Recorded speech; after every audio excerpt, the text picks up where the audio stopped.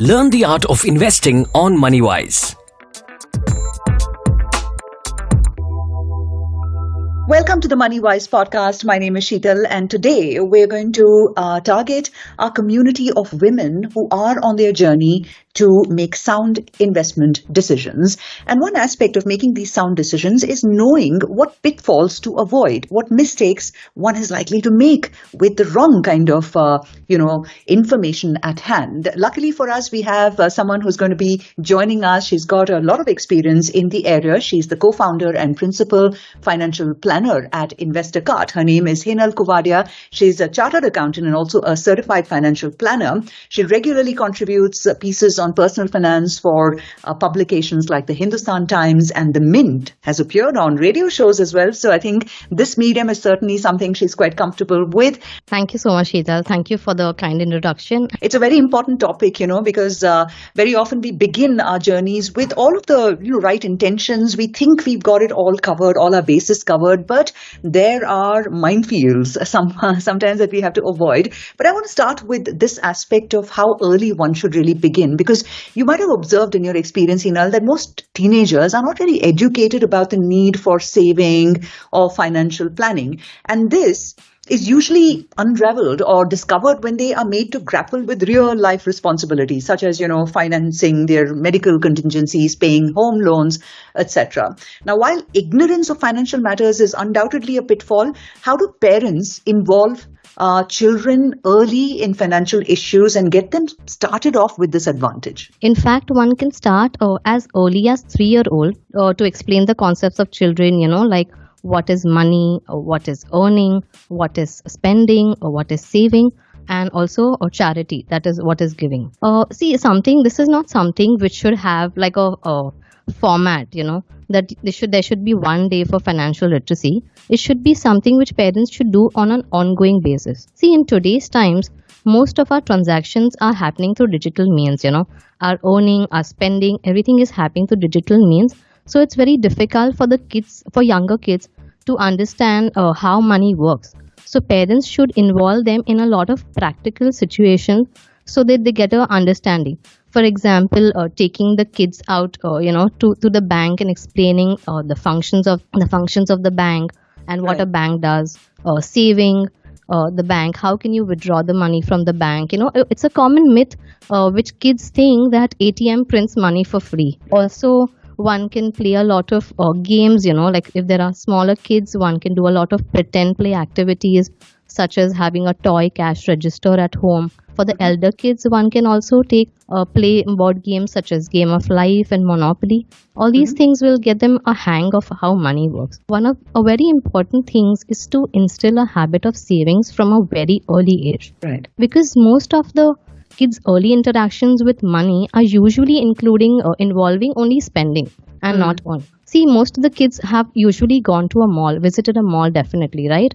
But very few kids would have visited a bank. So having a simple piggy bank or a savings jar is a great way to start explaining the concept of savings. You have some great ideas over there because, as you rightly point out, you need to walk the talk. And a visit to the bank, never really thought of it, can be very informative and instructional and also fun for a kid. You're listening to MoneyWise, successful investment ideas that create wealth. Did you know? Data from AMFI shows that SIP contribution has increased from 43,921 crore rupees in FY 2016-17 to 1,55,972 crore rupees in FY 2022-23, indicating a healthy rise in the interest of Indian investors in mutual funds. Personal finance simplified, only on MoneyWise. The other pitfall I wanted to highlight is that women, Hinal, I've noticed, save. It's not that this is a concept that's alien. We all know of mothers and grandmothers putting money into jars and, saving for a rainy day, etc. But this money typically remains in the cupboard. And inflation, again, is usually never accounted for with this method of saving. So what would be your direction for women like this on how to take the first step towards investing, which is very different from actually just saving?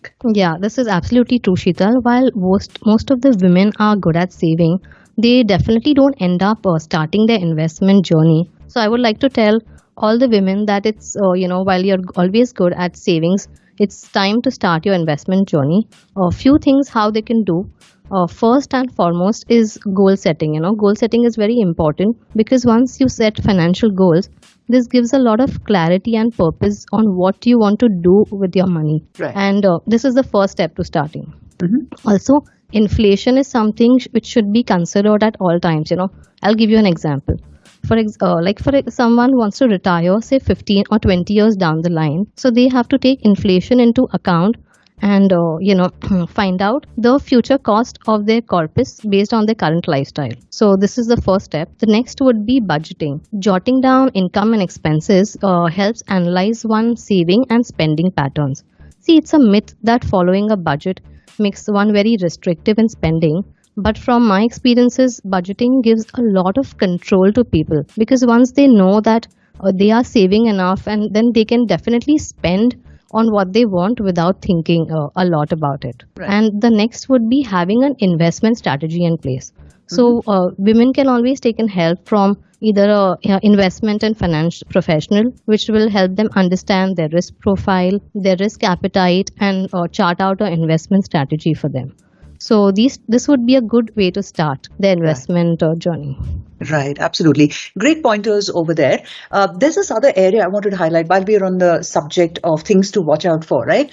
When a woman gets married, I'm sure you've noticed this as well, Hinal, right? Or is required to shoulder greater responsibilities in life. Sometimes they tend to run the risk of prioritizing themselves a little less. And also add to that, their route to a secured retired life is usually one that they haven't taken at all. Someone else in the family is making those decisions and they are at the mercy then of how good or bad that other person has been. So how can women be a little bit more participative in this whole, their own life, I would imagine, so they don't have to compromise on their own personal aspirations and goals? Yes, so this is absolutely true, Sheetal.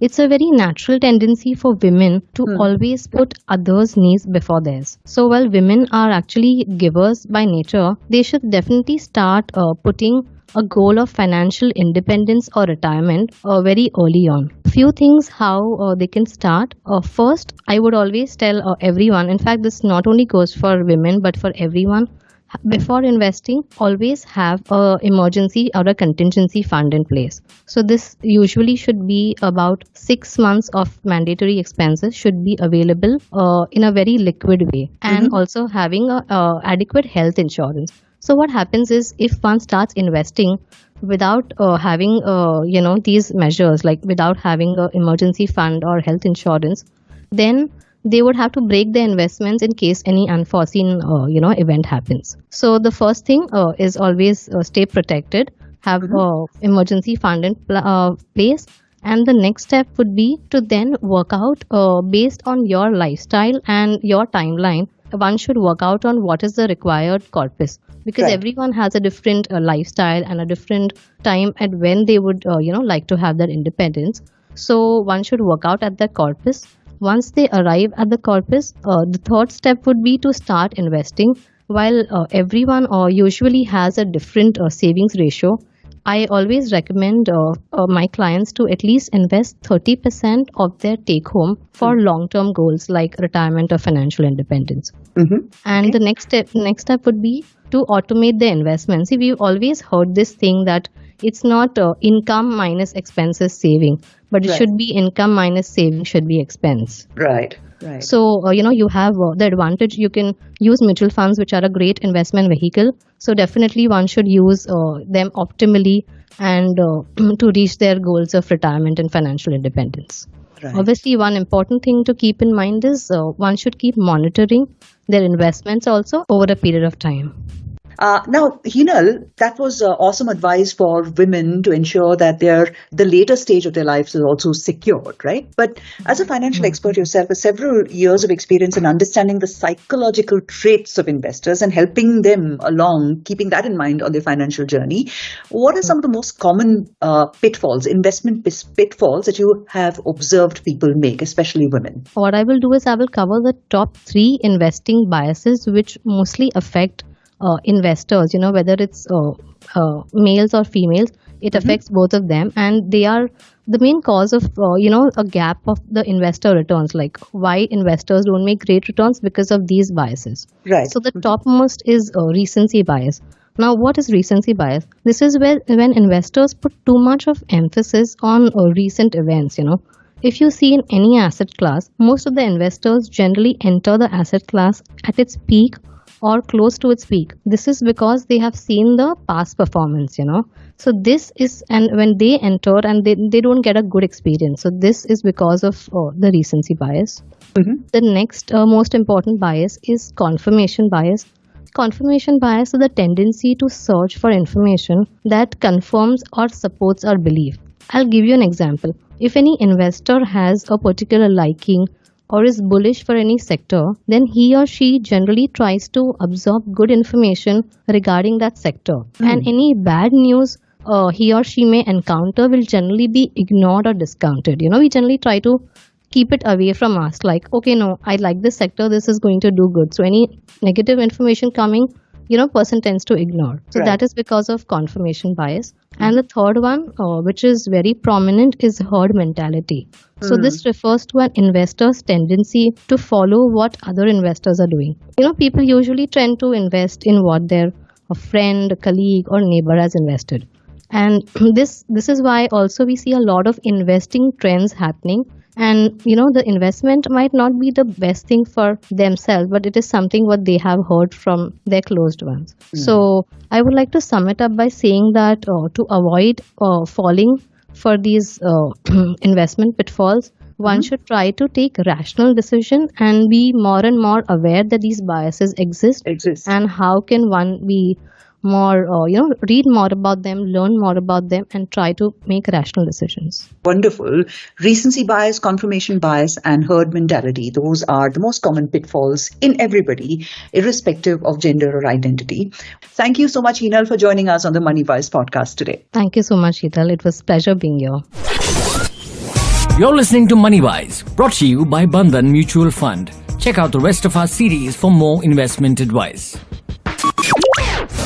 Mutual fund investments are subject to market risks. Read all scheme-related documents carefully.